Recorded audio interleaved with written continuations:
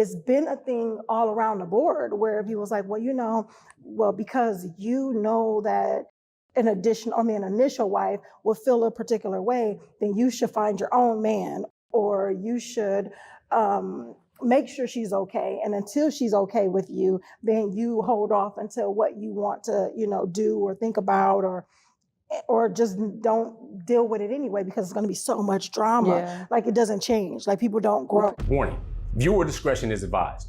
The content, views, and educational material you are about to experience could challenge your belief, trigger strong emotions, and frankly, piss you off.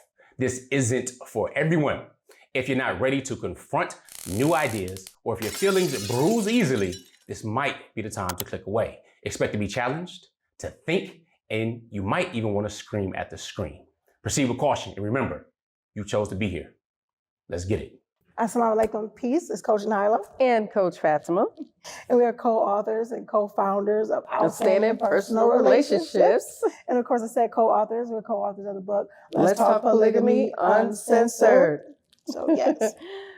This is a little bit of a different type of video than you guys are used to. We really want to get into this awesome book that us three coaches, Coach Nazir, Coach Nyla, and myself, Coach Fatimah, wrote. And one of the most powerful chapters it's so interesting because we never know when things are going to become a thing. Yeah. So this chapter that Coach Nyla wrote, in Minding Your Marriage, and she's trained and coached and counseled many women from all walks of life on this very, very subject. And I've learned some things too. So I wouldn't be so arrogant as to think I didn't have a discovery within this specific content in the book. And I wanted to really talk to Coach Nyla. We're having a discussion about minding your marriage and what that looks like. Since so many women ask us, how do you do this? How do you come together, and how do you make polygyny work? And what does it mean to mind your marriage? Yeah, it's funny too, because when you said when a thing becomes a thing, or you don't even know that it will become a thing, yeah, we're starting to realize that phrase is starting to spread a lot, absolutely. Which I think that was a big deal for me, because as an additional wife, if you will, a lot of people thought that I should be the one to make sure everything is okay in the marriage. Like, not in my marriage, but in my co-wife and our husband's marriage. Like, I'm the one that's supposed to have made sure that she was fine. I was the one that was supposed to make sure that she was accepting of me. I was the one that that was a thing. And it's been a thing all around the board where people's like, well, because you know that an initial wife will feel a particular way, then you should find your own man, or you should make sure she's okay. And until she's okay with you, then you hold off until what you want to, do or think about, or just don't deal with it anyway, because it's going to be so much drama. Yeah. Like, it doesn't change. Like, people don't grow. Put your life on pause type of thing for somebody else. So my thing was like, well, the thing is mind your marriage. Rule number one, rule number zero, the top rule, the main rule you should understand when it comes to polygyny, any marriage for that matter, is to mind your marriage. When you focus on that, when you focus on your marriage, you don't have time to think about the other stuff. Yeah. So whether we're initial wives or additional wives, if we're focusing on having our marriage the most desirable marriage for us, it may not look the same. My marriage to Coach Nazir, they don't look the same as Coach Fatimah's marriage to Coach Nazir. I know the insecurities and the jealousies that I had coming in, because I'm like, they known each other since they were in high school and young, and they grew up together and all these different things. They have these children together. It's so many things that you can put in your head that can make your marriage, like, you can destroy your own marriage. That's facts. By the thoughts that you create in your head, and that doesn't matter what timeline you came into the marriage at. It doesn't matter. You can totally destroy that by not focusing on what makes your marriage unique. Yeah. What makes you unique to the family dynamic? Because Coach Nazir didn't marry me to marry another Coach Fatimah, and nor did he go back to Coach Fatimah like, well, you got to be more like this. They have their own, we all have our own We would have been like, individual, what? you know? It's like, you have to understand that, or we have to understand that as wives. Yeah, totally, you know, and 100%. as women, period, you know, being our own individual and embracing that uniqueness that we have and that we can bring to our marriages. Yeah. So many people put that, it's that weight, it's that pressure that you put on yourself to perform in a certain way so that it looks a certain way to other people. And it's so appropriate to mind your business. Yeah. You know, so that's what that means. Mind your marriage, mind your business.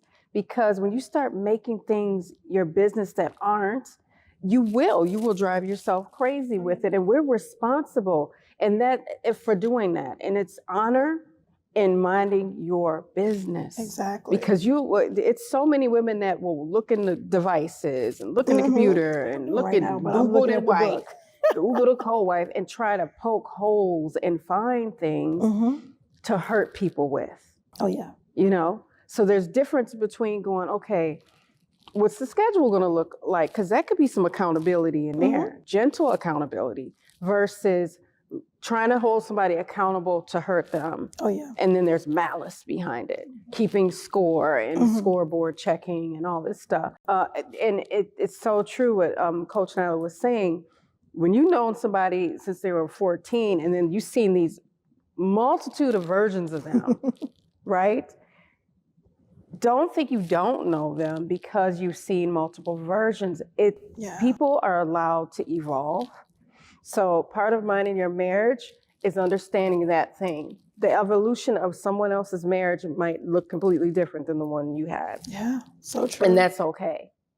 If that's the part we don't tack on the end, that's okay. That's okay. It's not supposed to, and I've had to check some people, check them for real and say, her story is not supposed to look like my story. I would hope it doesn't look like my story because I didn't grow up without my mom, you know, and I wouldn't wish that on somebody, right? Because then you got abandonment and all these other different things. So I'm like, allow somebody else to mind their marriage in peace. Yeah. That's part of it.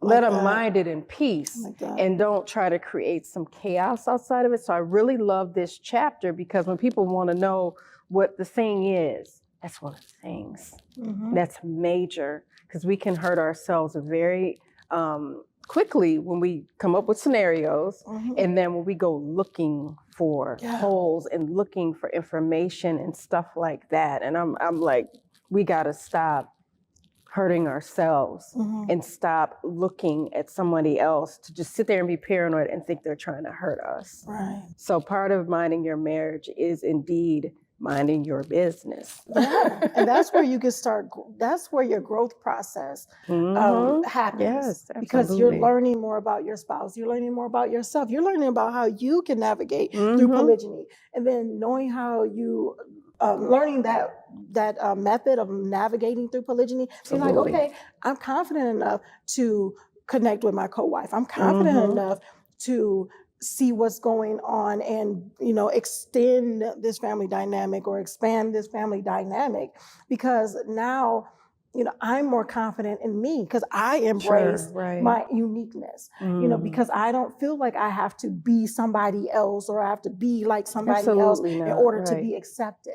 You know, so it's a lot of that going on because the lack of clarity, and a lot of the lack of clarity comes from not minding your marriage. And we discuss it so much more in different chapters throughout the book, but this chapter was specifically on that topic of minding your marriage and what can you do in order to improve your marriage, improve your not just your marriage, but your experience in polygyny, because now you are embracing yourself. You're embracing the family dynamic. You're not allowing a lot of the outside negativity or the outside forces or these different types of the conditioning to get to you. Yeah, because things totally. have changed. If you think about stuff 50 years ago and you think of things now, because people was like, oh, you're taking us back to the 50s as far as submission and this, and we get into that in the book too. Those who got the book, they understand it. And if you haven't gotten the book, make sure you get yours at letstalkpolygamy.com. But yes, we get into that because if we can look back and look at how relationships and marriages were back then, it was a whole lot different. And I would argue that the respect and the love and the care and the honor was a lot stronger back then than it is now. Yeah, totally. And the thing about this book, and specifically this chapter in the book, with this book, there's the opportunity to unlock a lot of potential. Mm-hmm. You know, these chapters are not always easy, but they're effective, and we're having this conversation so that it's not so hard to talk about marriage and polygyny. Because if it's hard, it's because society has made it hard. We've not had maybe the courage or the confidence enough to talk about it. So let's talk about polygamy.com. Let's talk about it. So yes. So yeah, make sure you grab your copy if you haven't already. And if you have your copy, make sure you grab one for a friend. Yeah, so there and we a go. highlighter. And we look forward to seeing you guys in the next video. And make sure you comment below. Comment on what was your favorite chapter, what breakthroughs you got from the book, and what does minding your marriage mean to you, all right? So until next time, make sure you're growing intentionally, loving fearlessly, and connecting on a higher level every single day. Look forward to seeing you soon. Assalamu alaikum. Peace.